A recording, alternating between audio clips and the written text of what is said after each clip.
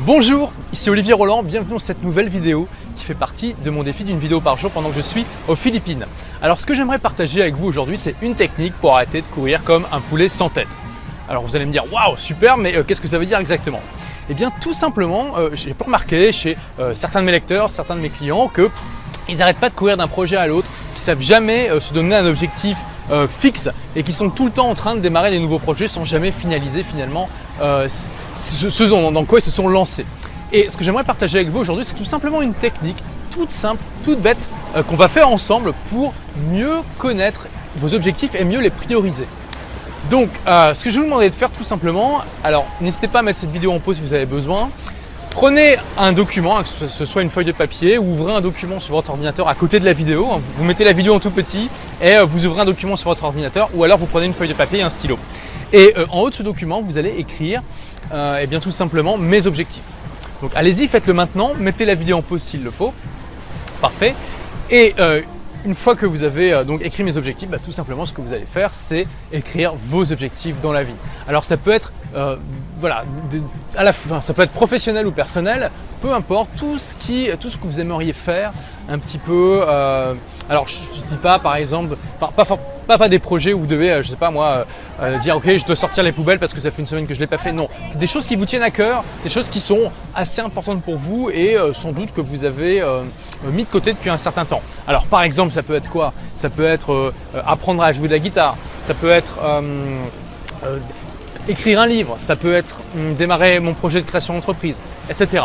Peu importe que ce soit vague, qu'il n'y ait pas de limite temporelle pour le moment, tout ce qui m'importe, on ne fait pas des objectifs SMART, je vous parlerai des objectifs SMART dans une autre vidéo, mais tout ce qui m'importe, c'est que vous mettiez par écrit tous les objectifs que vous avez, personnels et professionnels. Si vous le souhaitez, vous pouvez séparer les objectifs personnels et professionnels, mais ce n'est pas obligatoire. Moi, je vous recommande tout simplement de tous les écrire les uns à la suite des autres. Alors, en général, quand les scientifiques font des recherches comme ça et demandent aux gens, en fait, aux personnes qui étudient leurs objectifs, la plupart des gens n'ont pas de problème pour en avoir au moins une quinzaine. Donc, essayez d'en avoir une quinzaine. Normalement, les premiers vont arriver très vite. Après, vous devrez peut-être réfléchir un petit peu. Mais vous devriez pouvoir en trouver une quinzaine. Si vraiment c'est trop difficile pour vous, eh bien, trouvez-en 10 et ça suffira déjà. Donc mettez cette vidéo en pause, allez-y maintenant, quels sont vos objectifs professionnels et personnels? Quels sont les projets que vous aimeriez mettre en route ou atteindre? Quelles sont toutes ces choses que vous aimeriez tester, mettre en place et que jusqu'à présent vous avez mis de côté, vous n'avez pas assez exploré? Donc allez-y, mettez cette vidéo en pause maintenant et juste après je vous dis quoi faire avec cette liste. Parfait. Donc maintenant vous avez une liste entre 10 et 15 objectifs, peut-être plus si vous avez beaucoup d'objectifs. Ce que je vais vous demander de faire, c'est de créer deux colonnes à côté de ces objectifs. Une colonne qui va être nommée importance des bénéfices attendus de ce projet. Donc allez-y, mettez la vidéo en pause, créez une colonne importance des bénéfices attendus de ce projet. Et une deuxième colonne qui va être difficulté estimée de l'accomplissement du projet. Donc une deuxième colonne, difficulté estimée pour accomplir ce projet.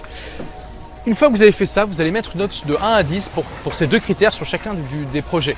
Donc ça veut dire que si par exemple vous voulez écrire un roman et vous dites ça va changer ma vie, vous allez peut-être mettre un 9 sur 10 sur l'importance des bénéfices attendus. D'un autre côté, vous savez que c'est très difficile et donc plus un projet est facile et plus vous allez lui mettre une note haute. Donc un roman, on va dire, vous savez que non seulement publier un roman c'est difficile, mais publier un roman à succès c'est encore plus dur. Donc vous allez mettre 2 par exemple. Voilà, donc vous faites ça, apprendre la guitare, vous allez dire par exemple, ok, les bénéfices attendus, on va dire dans ma vie c'est 3 ou 4, c'est pas très important, ça sera une passion, mais finalement ça va pas m'apporter grand chose. Et je sais que c'est moyennement dur, on va dire 5, 6, je vais mettre 5 ou 6 comme note de difficulté. Et ensuite vous allez, voilà, vous faites ça pour tout, donc mettez la vidéo en pause maintenant, on se retrouve juste après quand vous avez fini. Parfait. Maintenant, ce que vous allez faire, c'est tout simplement additionner les deux nombres. Vous allez additionner le nombre de la colonne importance des bénéfices attendus et vous allez avec le nombre de la colonne difficulté estimée. Et vous allez avoir un chiffre comme ça qui va vous permettre en fait de classer les activités. Et alors, c'est juste un outil, ce que je partage avec vous, c'est pas quelque chose qui est un outil miracle, c'est pas quelque chose qui va forcément résoudre toutes les situations. Mais du coup, là, vous avez déjà un classement qui est intéressant. Si vous classez vos objectifs en fonction de la meilleure note qu'ils ont obtenue, vous allez avoir tout en haut eh bien, les objectifs qui ont le plus de bénéfices attendus et qui sont à la fois les plus faciles. Autrement dit, ça va être ceux qui vont être vraiment les objectifs 20-80, c'est-à-dire les objectifs qui ont le potentiel de vous apporter beaucoup si vous les réussissez, sans que pour autant ça soit super dur et que ça soit complètement insurmontable pour vous. Et moi, ce que je vous recommande, prenez les 3 qui ont une meilleure note et choisissez celui qui vous plaît le plus. Choisissez celui qui vous fait le plus vibrer, choisissez celui qui vous motive le plus et allez-y à fond. Foncez sur cet objectif et essayez de l'atteindre. Et quelle est la logique en fait de cet outil? C'est simple, c'est de dire que donc déjà on identifie les projets qui sont les plus facilement atteignables et qui aussi sont ceux qui nous intéressent le plus. Et du coup on essaie vraiment de se focaliser à fond sur un seul projet, en prenant un seul, qu'on peut accomplir relativement facilement. Et une fois qu'on l'accomplit déjà, on peut bénéficier de tout ce que nous a apporté la réalisation de ce projet, mais aussi ça augmente notre confiance en nous. Ça augmente notre discipline, notre volonté. La volonté, je vous en ai parlé dans une autre vidéo, c'est une des grandes découvertes scientifiques de ces dernières années. C'est comme un muscle. On sait que la volonté, c'est comme un muscle et que donc on peut l'entraîner, mais il faut aussi faire attention à ne pas l'épuiser. C'est comme un muscle, si on fait trop de sport, on est complètement crevé, on n'est pas au meilleur de nos performances. A contrario, si on ne fait pas de sport, on est affalé sur notre canapé et on n'est pas du tout au top de notre forme physique et mentale. C'est exactement la même chose pour la volonté. Il faut savoir l'entraîner, mais sans pour autant l'épuiser.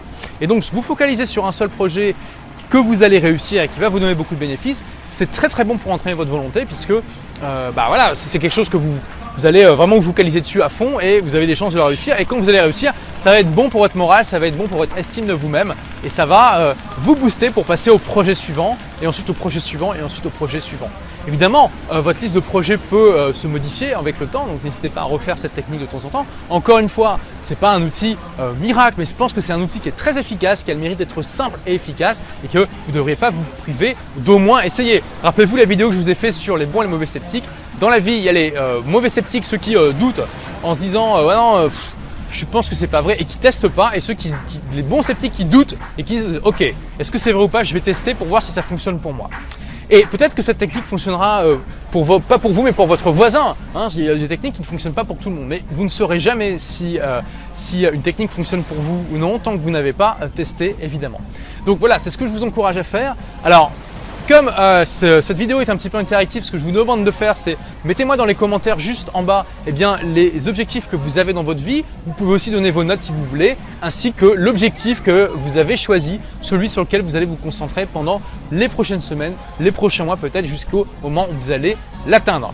Voilà, donc pour suivre les prochaines vidéos, cliquez sur le petit bouton qui se trouve en haut à droite de votre vidéo, c'est gratuit. Et comme d'habitude, j'ai besoin de votre feedback, donc cliquez sur j'aime en dessous de la vidéo si vous avez aimé cette vidéo, cliquez sur je n'aime pas si vous n'avez pas aimé. Merci et à très bientôt, au revoir.